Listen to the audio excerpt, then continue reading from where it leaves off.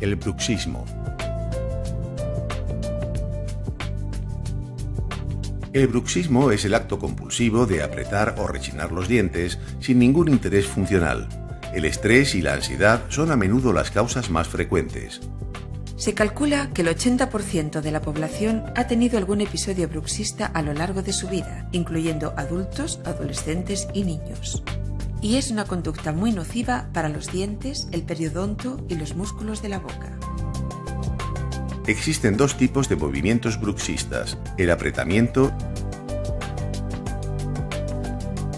y el rechinamiento, siendo este último el más dañino. La manifestación más común del bruxismo es el desgaste de los dientes. También podrá causar sensibilidad dental y fisuras, o incluso fracturas y desprendimientos de restauraciones. Además, puede producir la pérdida de anclaje de los dientes.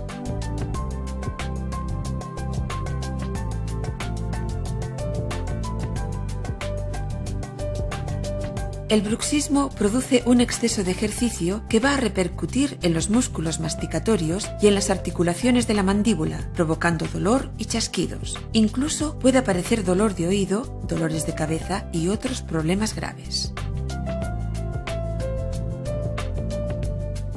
El bruxismo puede ser diurno o nocturno, siendo este último el más frecuente y que a menudo pasa desapercibido.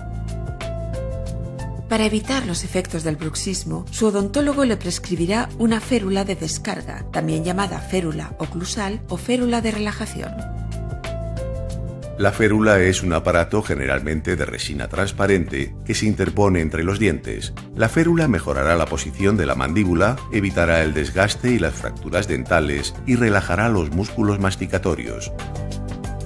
También protegerá a las carillas, coronas y puentes.